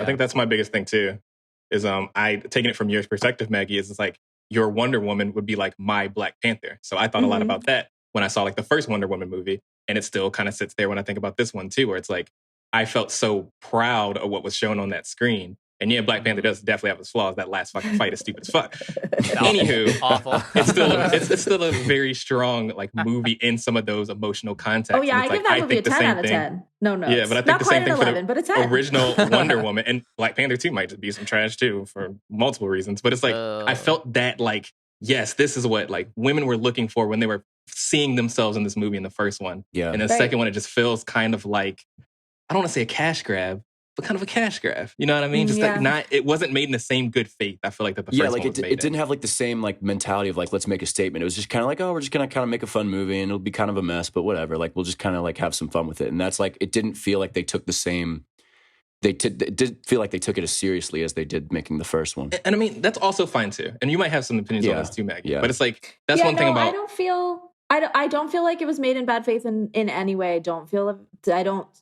It doesn't come across to me as a cash grab, but I could see that. And I see a lot of the criticism of this movie. Like I said, I came out of it like, how could anybody have not liked this movie? And I was just so bummed when I found out that like, because I didn't watch this movie for like a while. Like I waited a while to watch it. I wasn't emotionally ready. I watched the movie, okay, and then I started talking to people, and then I like, then I opened myself up to the social media reaction, and I had managed to avoid it completely for a long time. And I was just bummed that nobody loved it like I did, So I don't feel disappointed in it.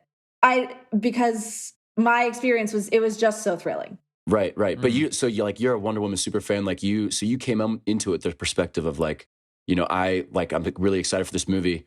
Like me as a casual fan, I was like, like, what am I trying to say here? Like, I guess when your perspective and like Oscar, I think watches movies, like Oscar's very like moved, like Oscar's like really like excited for movies too. I'm very forgiving and easily moved. Very forgiving, yeah. You're very forgiving. Like I am like so unforgiving with movies. I'm like, it needs to make sense. It needs to be well written. Like, like you're thinking about all the things of like I don't know.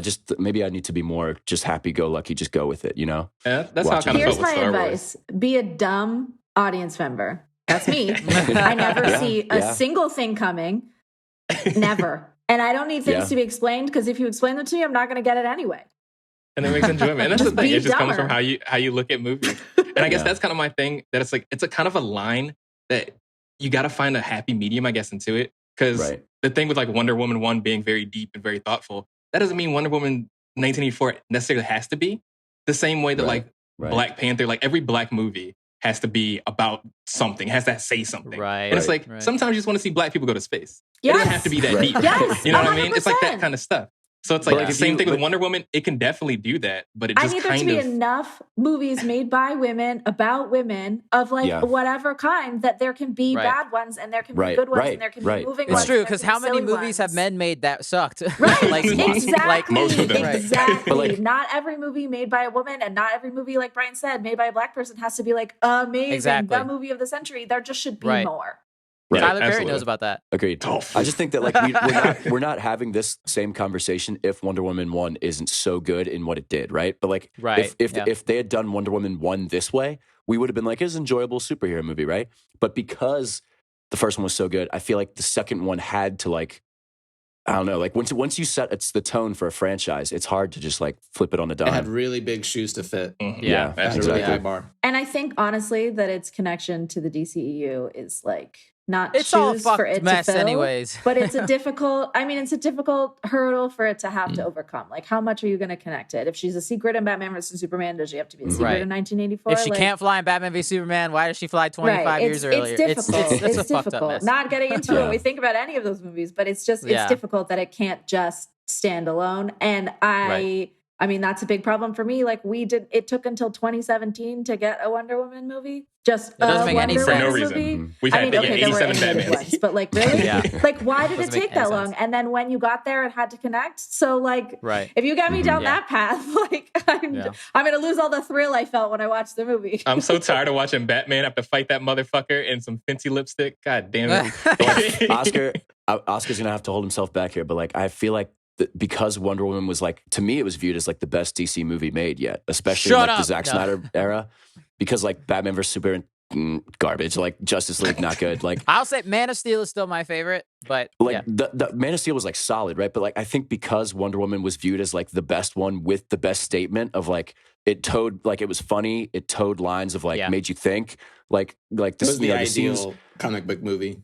like, it was so for good, the but DC. it was refreshing because it gave me something that the MCU movies don't do, where they don't really make you confront human darkness, right? Like that scene that I think about all the time is where they're sitting at the campfire, and well, not all the time, but when I think of Wonder Woman 1, the scene where they're sitting there and the Native American guy's like, my people were all wiped out by his people, and she's like, but you guys are working together now. Like, well, how does that work? And he's like, that's like how the world, like that's what happens, right? Like that was such a cool thing. It's like, you're saying something about humanity, and like you're going deep, and you're making people a little uncomfortable. You're making like the main character uncomfortable, right? MCU movies don't go that deep, right?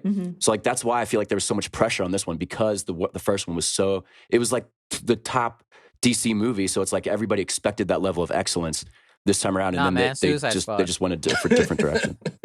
Like they went more fun as opposed to more like I'm making the same point in just multiple ways of saying it. Like, you're making a good point, though. And I'll make the same point again, in that I love that it was fun and I didn't need it to be deep, and that's okay. I agree. It was a nice throwback for me. I do want to say one thing about Superman. Those kids playing soccer in the road for an uncomfortably long amount of time, it feels so much like the Superman thing when his dad was going to die, and he spent all that time talking about, oh no, if you go and save me, they're going to know that you're Superman. It's like, all this time you've been talking, you could have saved this man in a non-superhero way, and it would have been fine. But instead, you decided to spend all this fucking time talking. And it's like, these kids probably play in the street all the time. That was the longest These are some street-ass road. kids. Like, they know the world. They know that people be coming down this road. It's not like they rounded a corner out of this road. Like, they're coming down from miles away. I don't have any notes because I fell asleep during that movie. So.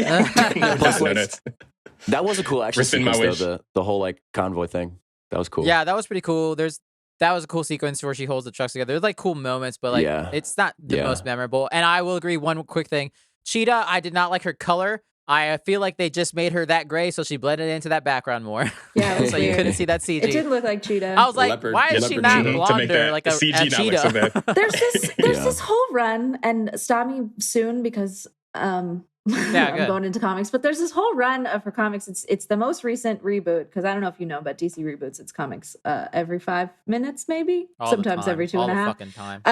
And so there's this whole run where like it's like a split timeline. It's back and forth. So you meet Barbara Minerva, and you're like, oh, she's like BFFs with Diana, and you're like, oh wait, how did you get to that point? And then it goes back in time, and it's like when Diana like entered man's world, and then she meets like Barbara, and she like immediately becomes Cheetah. It's this just like really cool dynamic that they have between them, and it's definitely one of the few comics where Cheetah and Wonder Woman are friends as well as being antagonists. Like in Cheetah's first like appearance, she's just like, yeah, I want to get this lasso, trying to steal your lasso, and also I'm a cheetah. Like, it's not interesting, but this 2016 run it's like, I don't know, their relationship dynamic is really deep and really interesting. And that's like, if you're gonna have them go on this friendship date at the beginning of your movie, like, can you just like draw from that? Like, there's so much to Cheetah that I just didn't get from this movie. Yeah. I 100% agree with you with that, because that was one of the stronger parts that I feel like they didn't do anything with this. It was like, oh my god, so good. They had that lunch date, and I was like, are they gonna fuck at the end of this? What is happening? Gay energy. Please push on this more. Because that's the whole thing, is like the jealousy thing. I want to be like her. Is I wanted to see her like obsess a little bit more and like be a little bit more in that place of where it seemed like, does she like Diana? Like, she's trying to fuck? But they just missed it completely. And in the next movie, you know what? Steve Trevor better be gone for good, right? We've discussed this. So in the next movie, Diana, Barbara, I ship it. I was here for it. I thought we were going to get some nice 2021 real shit for once. Or 2020, rather. Before we have two quick points. I want to talk about Linda Carter really quickly. I loved her cameo. I thought it was beautiful. That was as cool. soon as I saw her eyes in the armor, I audibly gasped. When I saw it, I was like, oh my god, that's Linda Carter. And then you see her at the end come back. That was amazing. Finally, they brought her in, which was so cool. Yeah. I real quick, I heard in a separate podcast on Kevin Smith's podcast, one of the other guys on it who's a writer, he wrote a quick pitch, and I only wanted to steal one element for it, which would have made this movie even better, is that why wouldn't they take Linda Carter, who is this character with the golden armor, and make her cameo, Wonder Woman gets the armor from her? Why not give us a scene where she goes to her and you get that passing of the mantle from Wonder Woman to the other? Here's the armor, and like make it so that Wonder Woman isn't weakened and that she needs the armor, or else she'll die. Yeah, because like she's super powered at that point, so it doesn't matter. And so like, why not make her still be weak and need the armor so that she won't die? And like, I thought that would have been perfect, but that sounds a lot stronger. I think that was like my biggest complaint of the whole movie was like that whole climax scene where she goes home to get the armor. Yeah, she's out like a bunch of time. Like, it basically doesn't do anything. She took out like a couple bodyguards. Also, she doesn't need the wings to fly at that point. In defense mode. Yeah, she doesn't need the weeds, but she's basically like in defense mode while the cheetah's attacking her and gets rid of the armor. Yeah. So really, like, what did the armor even do? It just she made it look all cool. this time going home to get it, which was super boring. 100%. She doesn't do anything with it. That armor looked what was cool the point of this armor? I know the armor. I love really that armor. Cool. It looks super cool, but it didn't do shit. I do like how the two ways she beats Cheetah is she grabs her by the scruff of her neck like a cat and then throws her in a tank of water. Yeah, the thing about the armor is that it doesn't show up that often in the comics, and the only time it does show up is when the Kingdom Come armor. Something happens and like she does actually like get injured and she needs it.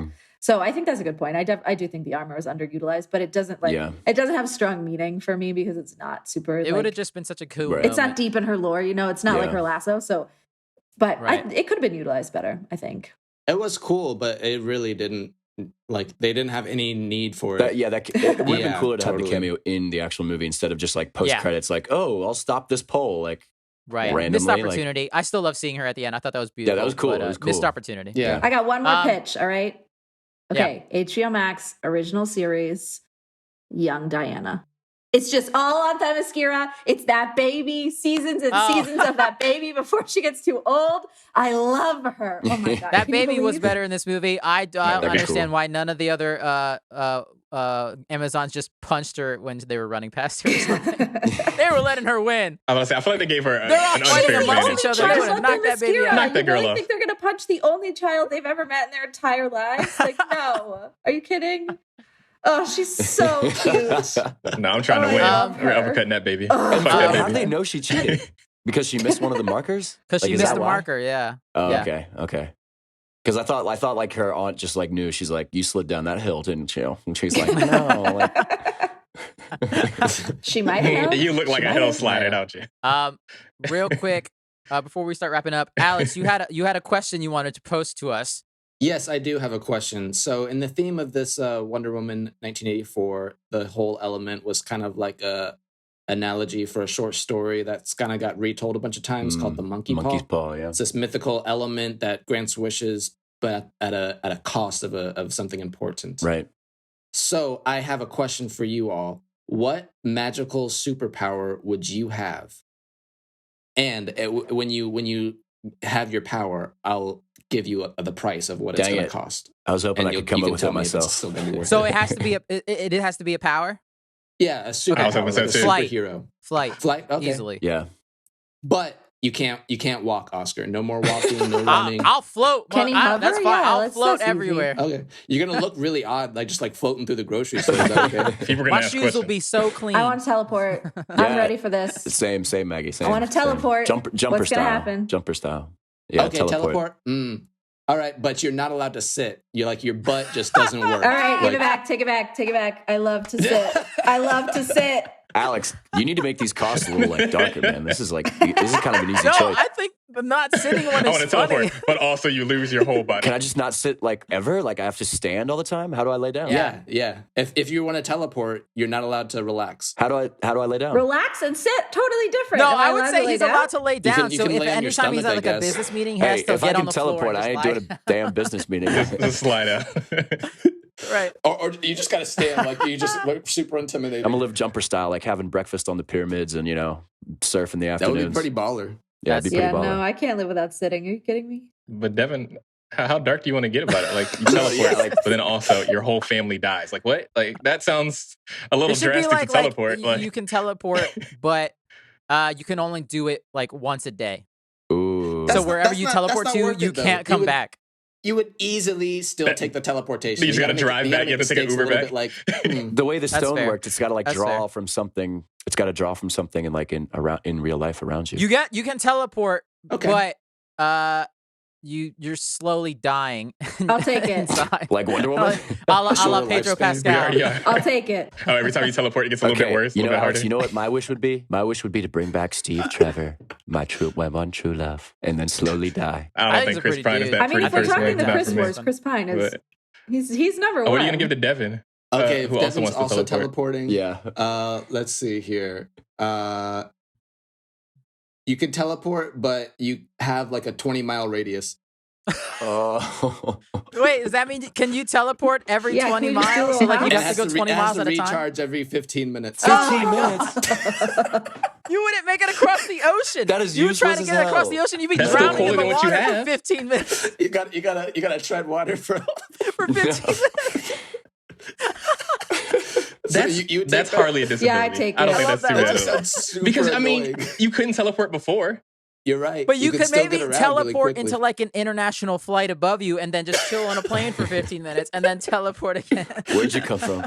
That's true. You could do that. You just have to teleport into the bathroom and then lock it. I'm about to say and there ain't no just stand there seats. for 15 Oh no, on the fucking plane, so you're just kind of standing there looking stupid. Maggie, I don't know about you, but I only want to teleport if I can go anywhere worldwide. Like, and I then don't the know. cost can I be. mean, I'm not gonna give it up. I'm not gonna give up sitting. No chance. But like, who was it? Brian just said like I couldn't teleport before. Now I can only go 20 miles. Yeah, I'm gonna teleport 20 That's still- miles. I'm gonna take Nope. it. That's still better than what I I'm can gonna do. take Yeah. it. I'm gonna take I it. would do it. Yeah. Okay, what you got, Brian? What's your power? I'd like to shapeshift. I think that'd be pretty cool. Ooh. Shapeshift. What does that entail? Like any Mystique? Yeah, so basically like Mystique. So I can kind of turn into like maybe any animal, any person. Mm, Yeah, I think that'd be pretty cool. Interesting. That is a very cool power. Yeah. yeah. With the cost. Yeah, Alex, what can he not do though, Alex? Well, let me think about it. What would you like to do with those powers? Would you like to be animals and like climb trees and stuff? Like what interests you? I in mean, that?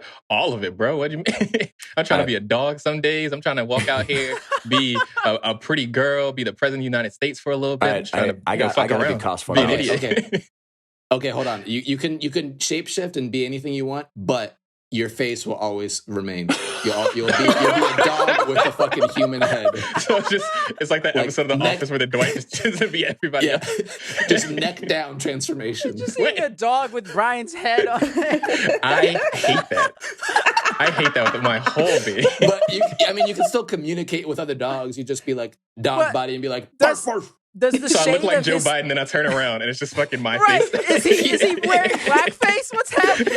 Ooh, yeah, that's gonna cause Oh, some Brian, problems. Brian, I like. That's gonna give him more that's How gonna about give him more how about every problems time you than shapeshift, solve. you like your brain becomes a little like wired the thing you transformed into. So he Oh, so starts if you to think keep more doing it like for a too dog. much, like you'll start Like, being more and more like a dog so every you time you become become more one. animalistic in the style of that animal, or if you turn into like I don't know, like the president or something, you just become more He political. becomes an and- old man. I was like, Cynical. more dementia every time I do. That's funny. He forgets to feed Okay, his interesting. cats. which of those two costs would you take, Brian? By the end, you're just a crazy person. Yeah. As sad as it says, I think I'll take Devin's over yours. I'm really uncomfortable with being a dog. Like imagine Jade walking around and you're like, oh, it's Jade. And then it turns around, it's fucking me. That's terrifying. Does it That's a still sound puberty like dream. Brian? Yeah, it would be Brian's voice, but in the animal sound. He's like that. Oh, that'd be so funny. The thought of it makes me want to cry. Like it makes me feel so uncomfortable that I just want to start crying. I can just picture it in my head. It's so funny. Yeah, I would love to see that. That's Yeah, so that- good. that's a good one. That was great. Alex, did you Oh yeah, pick what one? about Did yours? you go? What or- about yours? I think I would pick the flying. Flying would be really dope. Teleporting's close, but I think flying then would you be a can't lot more stand? fun. Man, You y'all can't If boring. I can just No, and you then not gotta walk. choose a different cost for me though, since we already did that for you. You can fly, but you can only fly at 15 miles an hour. Deal. Easy. I was gonna say once again, I don't feel like I'm losing anything. I've just gained I the feel ability to like fly it's still slowly. faster than most people can run, right? I You don't can know. fly, Yeah, that's but pretty you're fast. never allowed to tie your hair back when you do it. Oh Fine, this is no! always an issue. Set. You I'ma only fly be so flying fast, I won't forward. need a Yeah. fucking hair tie. You fly, No but problem. you can fly, but you're blind, so you just never know where you're going. Oh man, am I blind all the time? That's a good one. Or just when I'm flying? Yeah. I'd say I don't know. just It's when more you're interesting. flying. Just I'd when say you're flying when you're sounds pretty flying. hilarious. Or Yeah. you can fly, but you have to flap your wings like a bird while you're doing it. You can't just Yes! like look cool Yes! like a superhero. Oh yeah. Like you have to like. That sounds exhausting. Oscar's like, I would If love could- to flap if I my could wings like a grow bird. wings like Angel from X-Men, like that'd be That pretty way, cool if I that could, way like, your arms retract get them tied at just like a least. bird's like arms do. So you have to That like is- coast down and And then also you just look fucking stupid. So whenever That's the someone sees winner. you on the That's news, the you just kind winner. of like You an gotta idiot. write everybody's those like, thank God curves. Alex is here. He's here to save the day. He's like flopping in, like I'm here. Like I made it. Okay, time out. I need a fucking break. I'm tired, man. Yeah, that's the winner right there. I think I would take that no matter what the cost, unless I'm blind for my whole life. That might Yeah, be a that's- You're only yeah. blind when you're flying, and then when you get back down, your eyesight's restored. That's- So then I- you like I would That still take defeats that. half of the purpose of flying. Yeah, that's sounds the terrifying. cost. But I still get the other half. I'm still Yeah. flying. we just I gave like him the too, we gave flapping him too the many bird like a options. I think bird. I'd still take it because I could always just not fly if I wanted to see something. So Yeah. Yeah, that's true. Or just like get your GPS to like navigate, like get like a special GPS or something. Then Siri can like tell you how close you are when you're flopping, and then you get down and your vision's back. There you go. bank left, barrel roll. Yep. And you're going to be right in the ocean Uh, once again. Do a barrel roll. where you'll have to wait for 15 minutes to be able to do it. yeah. Nice. Oh, that was great. Thanks for that, Alex. That was hilarious. That was awesome. Right on. Is everyone? I think we've gotten our major fill on Wonder Woman 1984. I think we're all in agreement. This is a great movie. We all love it. We're gonna move on now. Yeah, 11 out of 10, like I said. I will say thanks to Oscar and Maggie's perspectives because you made me not hate it as much as I hated it before. I It's do because appreciate the mine was points. based on race and my own opinion. Let's go. We love to see it. Yeah. There are a lot of strong moments in there that I Yeah. am Yeah. reminded of. Yeah. But I still feel just about the same. That's Don't totally like fine. it. Totally fair. But the moments are I'll really take it. great. I'll take Some it of the moments less are great. seriously next time I watch it. Oh, just kidding. I won't watch it again. It wouldn't be you, Evan. No, yeah. Steak directly to my heart. I'll watch it again just for you, Maggie. I'll watch I it again. probably won't watch it again. I'll be honest. I probably will, but yeah. So before we move on, though, we wanted to thank Maggie for being here, for joining us on this journey. For Wonder Woman 1984. Yay, Thanks for Maggie. coming. Thanks for Providing coming. another perspective for us. Absolutely. And we really appreciate it. I know more about Wonder Woman now. Yeah. Yeah. And Yeah. you're welcome back anytime. Maybe Wonder Woman 3 or something for sooner than that. But yeah, we really appreciate it. Is there anything you want to shout out or promote or anything like that before we say goodbye? No, I'm all good. Thanks for having me. Awesome. In which case, now we're giving you the boot, and we're also going to ask you to politely leave. Yeah, there's a boot. There's one boot in this Fortress, this Fivetress, and we just give it to everyone. Put a code on. It's code out there. Yeah, I'm sick of being in this Fivetress, guys. We should head on back to our regular scheduled Fortress of. Thanks, Maggie. Thanks for being here. Bye. Goodbye. Bye. All right, listeners, it is time for our final segment of the week, which we like to call Free for All. Free for all. Whoop, whoop. Free We need a for title Title for that one. depending. all. Yes, it's time for Free for All. This is a segment, everyone, where we get to kind of just do whatever comes to mind. It could be just a recommendation. It could be a rant. Devin could say something really controversial. We could just call it a night. We could do whatever happens. It's Free for All. I'll go first. What you got? This one Alex will appreciate the most. Ooh. I watched the Dynasty Warriors Netflix movie. Oh, I think you might be Oh, confused, man. Oscar. I don't know if appreciate is the correct word at all. Oh, Jesus. I'm happy for you, though. I'm happy for you. I'm concerned more than anything. It was pretty bad. It's pretty bad, but there was a good 5 to 10 minutes in there that is pure Dynasty Warriors, and it's fucking amazing. But the Wow. rest of it is pretty fucking bad. I'm not Okay, gonna wait. lie. So were they like battling like thousands of people at the same time? And, Yes. like, okay. I would watch. I Absolutely. would watch the 5 minutes of that. Yes. Was Lu Bu just like the best, just like he is in the games? Like, because that's all I That need. reach, man. With, That like, reach. That big like thing in The his hair. story of it, it's actually only like the first like 3 missions of the actual game, because like the game spans like hundreds and tens of years Oh, or I feel whatever. like you were telling me about this before, actually. Yeah. And so, like, my favorite Dynasty Warriors character is not actually even in the movie because he hasn't been introduced yet. Gotta which wait is for funny. the third one. Apparently, they're trying to make this a franchise. There's and no way. Gosh. I don't know. I didn't even hear about this movie until you told me about it, and I watched Netflix. I didn't hear about it until the day before it came out. I'm pretty sure or something. But yeah, it's pretty damn bad. It's a lot of just sitting and talking, and it's kind of boring. But the good 10 minutes. Is it on CW? You said that was on Netflix. fuck you. The disrespect of that statement is bar none. Got him. Oscar loves CW fans. No, it was on Netflix, which is pretty much the same. Some would say. Yeah. But yeah, they put that Dynasty Warriors fucking electric guitar solo in there. That's all I needed. Hell yeah, dude! It's the best thing in the world. Oh, yeah, I'm gonna watch it. Fuck, that's cool, man. That's cool. Yeah, so it was a great watch, but yeah. Nice. Yeah. Well, I'll go next. I don't know if mine's as electrifying as Oscar says, but I have some exciting news to share. For me at least, I don't know if you guys will care, but I have been on an endeavor to complete games that I have not completed in a long time. Oh. And guess what? I have finished, everybody. Oh my goodness. I have finished not one game, but several games, including Star Wars Fallen Order. Dude, I finally finished Star Wars Fallen Order with the redhead Jedi. Cool guy. Yeah. The redhead Jedi. The guy from Shameless. Cool game. I finally finished Zelda Breath of the Wild. Holy shit. I don't know if I told you guys about that. That was maybe a month ago, but... You didn't finish that game? I thought you were just replaying it. No. Brian, it's Alex. Who are you talking to? The way you talked about it said how many hours you put into it. I thought you were doing like a new game plus or something. I played a lot of that game. I mean, I got all like the main story things finished except for like the last mission or whatever. Just like all the games that I play. And then I was just doing all the side quests, exploring the entire map and just seeing as much as I could. Having so much fun. And one day I woke up and I was like, you know what? Maybe I'll finish the story. So after about 18 more side quests later that night, I finished it finally. Wow. So finished that. Amazing. So happy about it. And I also finished The Last of Us 2. Holy shit, dude. You've been gaming. I'm on a roll. Damn. I'm on a roll, guys. Vacation treated it's you so well. Weird how like 2 weeks ago you hadn't finished any of those games. It's really weird how fast you got those done. Yeah. It's like months have gone by or something. It's crazy. The holiday season, That is crazy. That multiverse. The holiday season. The multiverse. Yeah, life is good. Life is good. That's awesome, dude. I liked the game. The gameplay was really cool. But after a certain point, I was just like, I just need to finish this fucking game. and I just kind of got fed up. And it's also like one of the games that for me had like the most bugs that I've played. Oh, yeah. And I was not expecting that because I knew it was like a really cinematic and beautiful story, which I was really into.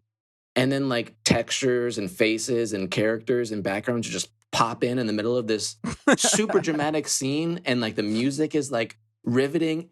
And times like the spaceship would like, come out of light speed. And you'd hear the sound effect like, okay, it sounds like the ship has landed, but I don't see the ship anywhere. And then all of a sudden it just pops. I'm like, it was just so frustrating throughout the whole time I was playing. But while I was playing, I was having a good time. So although I liked the story, it was a little bit hard for me to be super invested in the story because of these buggy setbacks. Fair enough. Which usually bugs don't really bother me so much because I'm just like having a good time. But I don't know. They really got to me for some reason. So when it ended, I was just like happy to be done with it, to tell you the truth. I was like, whatever. So it felt a little cheesy, but it's also Star Wars. Yeah. Well, congratulations, Alex. We're proud of you. I am excited for the sequel that may or may not come out one day. Oh. I'll definitely play that. Right. We'll see. So I've been playing a couple games. In one game, going all the way back to the glorious days of video gaming of 2007. Oscar would probably appreciate this. I started playing randomly Dark Messiah of Might and Magic. I've never played that game before in my entire life. I've never heard of that. I only started playing this game because of Funhouse and watching them play. And I was like, that game looks fun as shit. Oh my God, you're playing that? That game. The one with the kick. The one with the kick mechanic. So I was streaming this game actually not that long ago. And I was having a lot of fun with this. I might stream it some more because it's just a funny game. You guys will see a clip about that fairly soon that I've been editing. Yes. That game is hilarious. So it's made by the people that I believe made, was it Darksiders? Oh, really? It's one of those games where it's like you have a lot of choices of like how you can approach different scenarios, and like fighting styles and stuff like that. And that was one of the older games that they made. It runs on the Source engine, so it's got that kind of like goofy, floatiness. Floatiness to it, and like every one of the ragdoll physics are really trash and things like that. But the best thing I like about this game is there's a kick button. There's a button where you can just kick somebody in their fucking. That's aggressive. You can kick someone in their penis, essentially.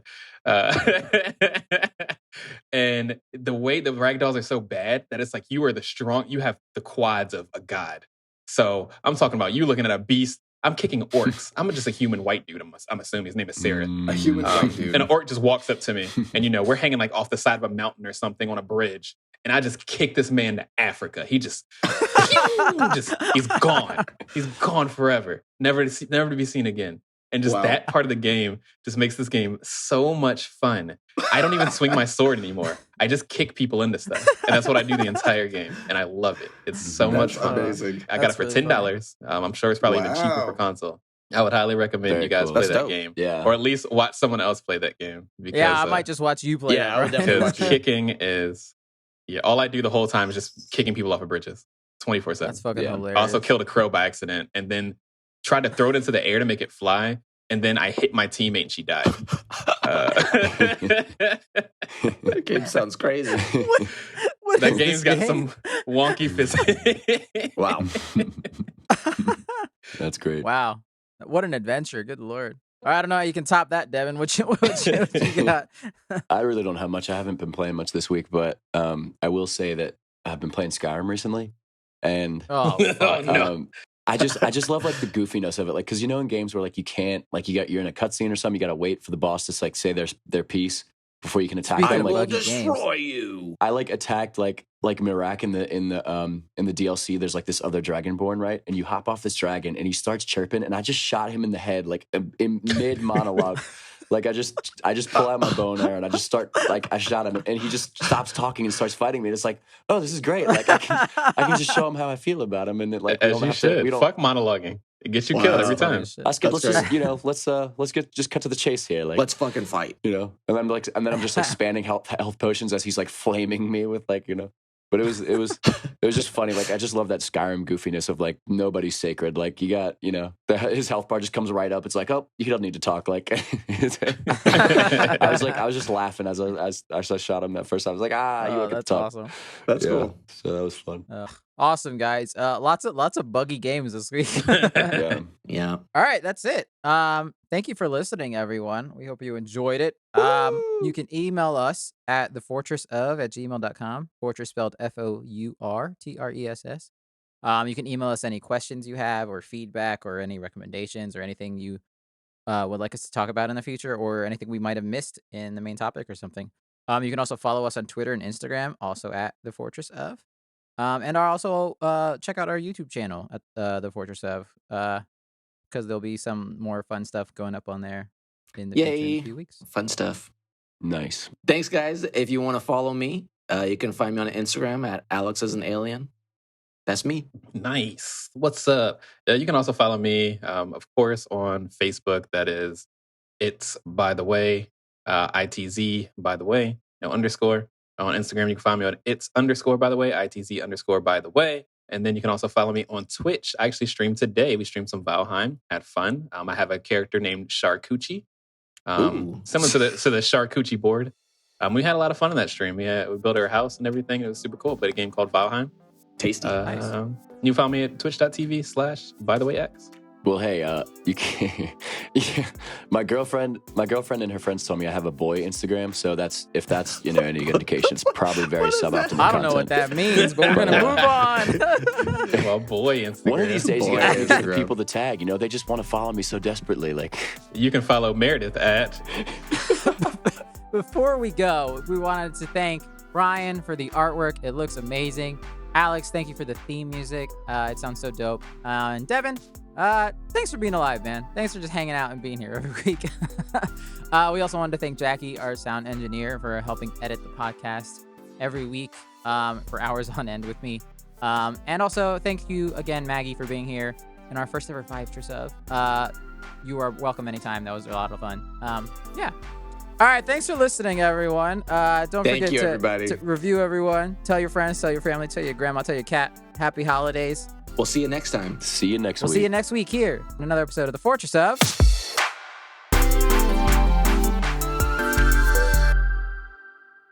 I'm sick of being in this Fivetress. I want to go back to the Fourtress. Oh, all right. Oh, Maggie, you have to actually leave, Maggie. No. Come back.